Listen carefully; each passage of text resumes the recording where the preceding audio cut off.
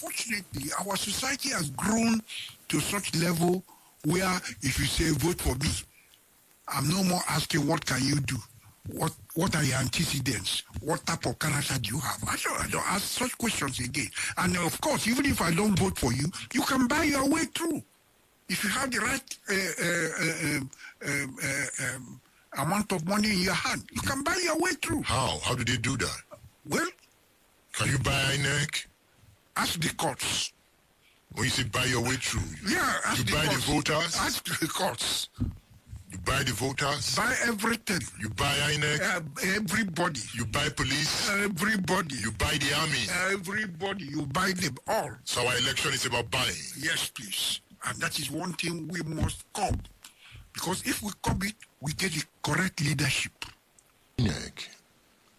The judgment against INEC. Let's look at it briefly. Now, this judgment by Justice Mohammed Umar corrected a bureaucratic overreach. It reasserted the primacy of statutory law over executive agency discretion.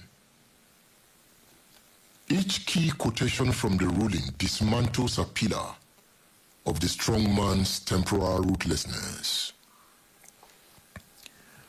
On the tyranny of abridged time, the court rules that INEC cannot lawfully abridge or limit that statutory period by prescribing a shorter time frame in its 2027 election timetable.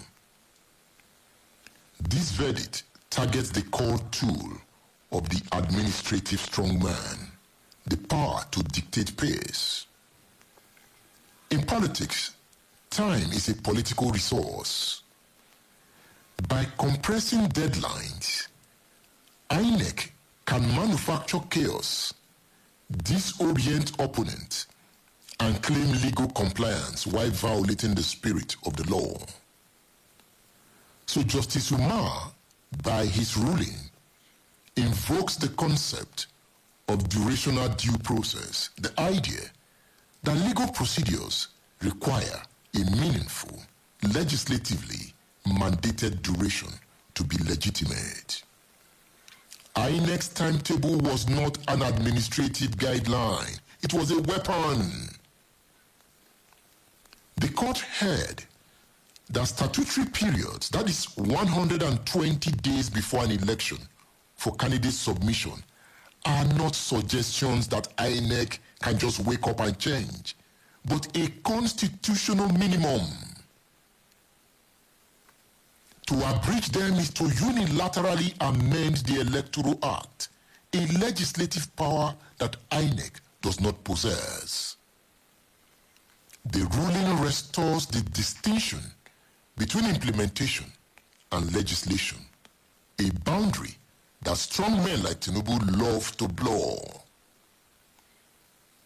On the withdrawal and substitution of candidates, the court ruled that by Section 31 of the Electoral Act 2026, INEC lacked the powers to abridge or limit that statutory period by fixing earlier deadline for the withdrawal and replacement of candidates.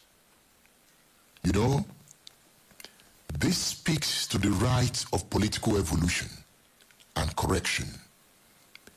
In any democratic primary, losers may seek to contest under different platforms.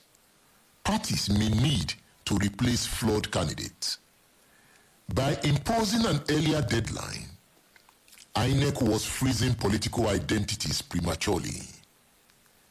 By its ruling, the court defended what Karl Popper called piecemeal social engineering, the ability for democratic actors to correct errors without catastrophic penalty.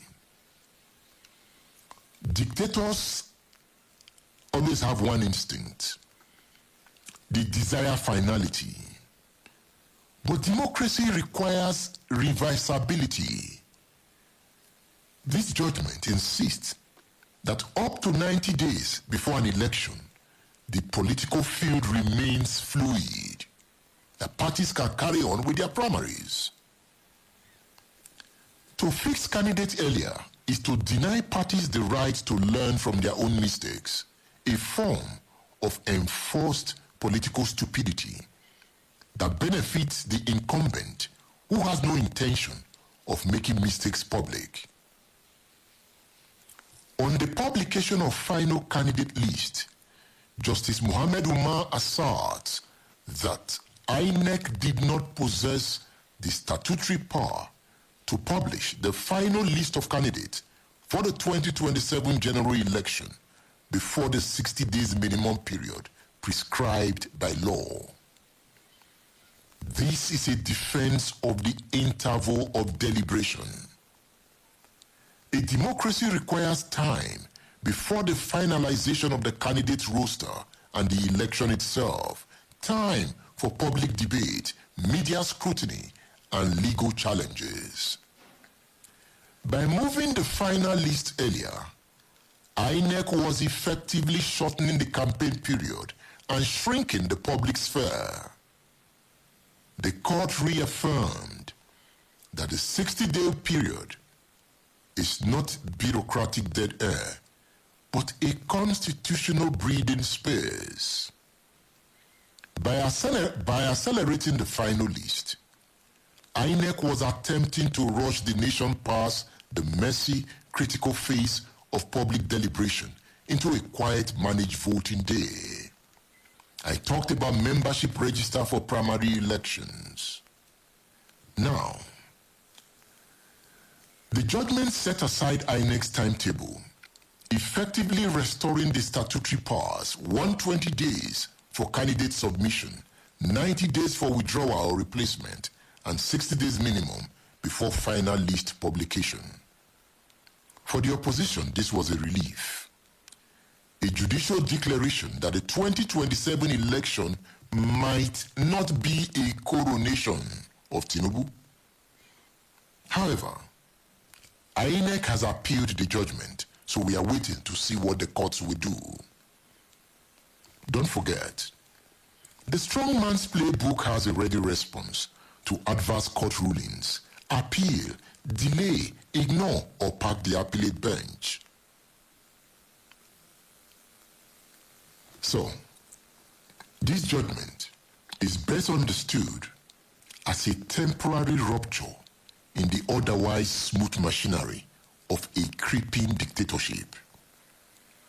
But its ultimate fate, whether upheld by a higher court or overturned, will determine if Nigeria remains a flawed democracy or completes its transition into a Putin-style electoral facade.